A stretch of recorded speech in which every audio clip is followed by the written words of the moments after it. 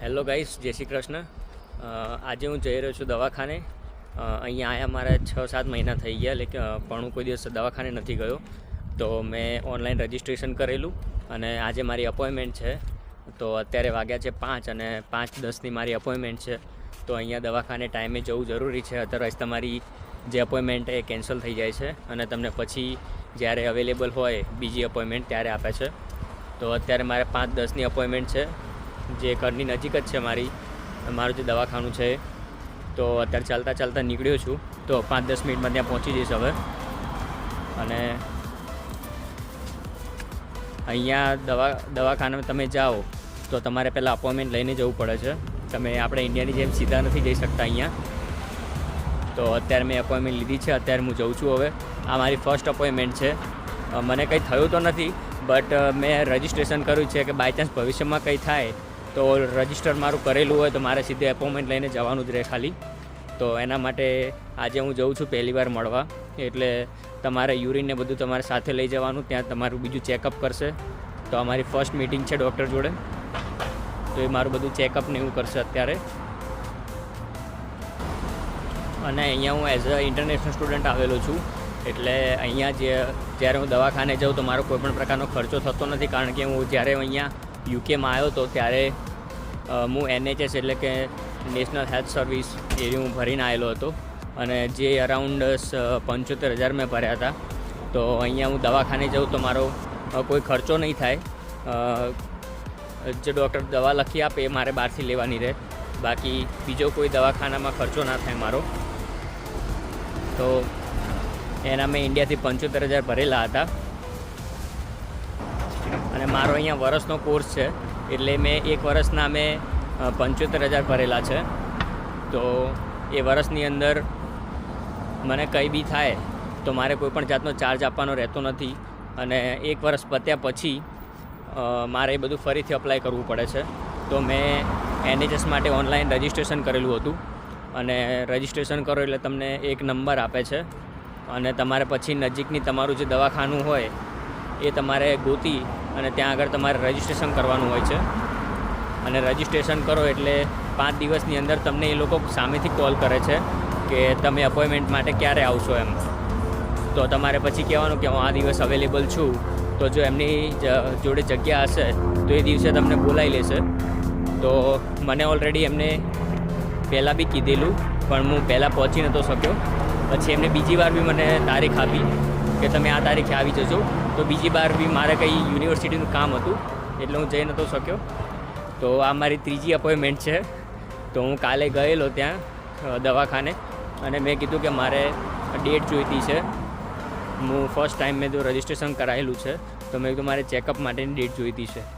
તો એમને મને કીધું કે કાલે અવેલેબલ છે, તમે આવી શકશો? મેં કીધું હા, હું અવેલેબલ છું કાલે.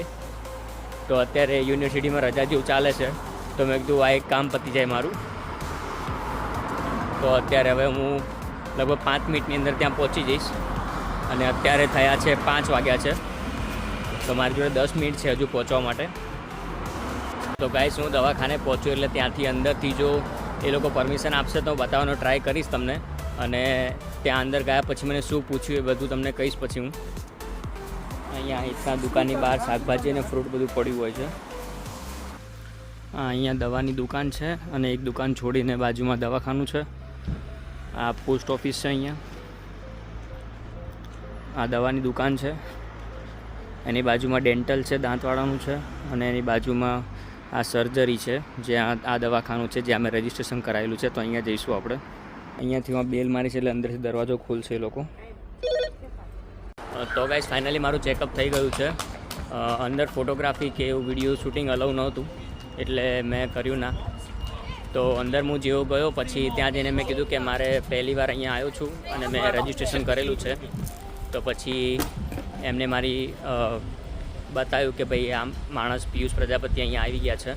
તો ડૉક્ટરને એરિયા ઇન્ફોર્મ કરી દે છે કે પિયુષ પ્રજાપતિ આવી ગયા છે. તો ડૉક્ટર પછી મને બોલાવવા આવ્યા કે પિયુષ પ્રજાપતિ, એટલે મેં કીધું હું છું. પછી એ મને સાથે લઈ ગયા, અને ત્યાં જઈને પછી મને એમને કીધું કે તમારી હાઇટ અને વેઇટ કરવાનો છે. તો એમને મારો હાઇટ અને વેઇટ કર્યું. એના પછી એમને મને મારી હિસ્ટ્રી પૂછી કે તમે કોઈ દિવસ ડ્રિંક કરેલું છે કે કોઈ દિવસ સ્મોકિંગ કર્યું છે તમે કે કરો છો. એના પછી એમને પૂછ્યું કે તમારા ઘરમાં કોઈને કેન્સર હતું કે કોઈને ડાયાબિટીસ કે એવો કોઈ પ્રોબ્લેમ છે. તો આ બધા તમને જનરલ ક્વેશ્ચન કરે છે.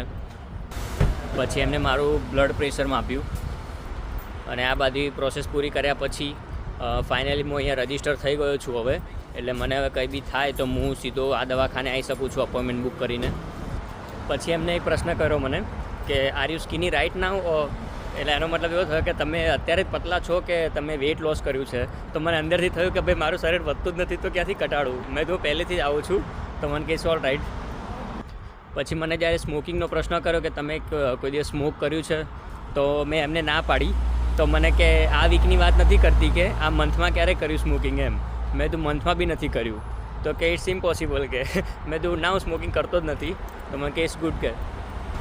પછી આલ્કોહોલની બી વાત કરી એમને કે આલ્કોહોલ ક્યારે લીધું હતું અને ટેવ છે.